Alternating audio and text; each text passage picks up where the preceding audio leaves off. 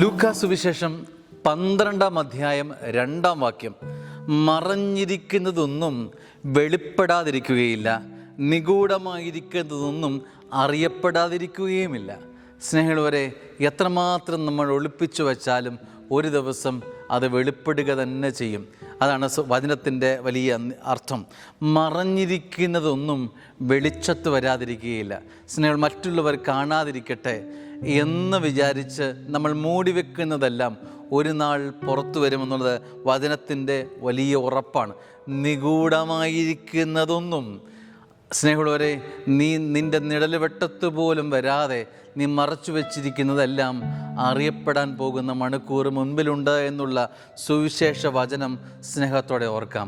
അതുകൊണ്ട് രഹസ്യ ജീവിതം എന്താണോ അത് പരസ്യമാകുമെന്നത് വചനം ഓർമ്മിപ്പിക്കുക.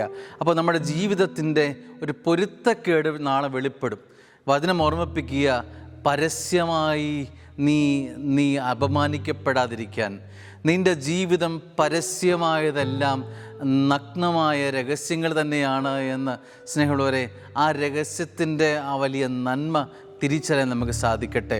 ഒളിപ്പിച്ചു വെച്ച് ആരും അറിയാതെ നമ്മൾ മാറ്റിവെക്കുന്നതെല്ലാം സ്വർഗം കാണുന്നതുകൊണ്ട് അത് വെളിച്ചത്ത് വരും, പ്രകാശമയമാകുമെന്നത് സ്വർഗത്തിൻ്റെ വലിയ വചനത്തിൻ്റെ വെളിച്ചമാണ് എന്ന് സ്നേഹത്തോടെ തിരിച്ചറിയാം. ദൈവം നമ്മളെ അനുഗ്രഹിക്കട്ടെ. ആമേൻ.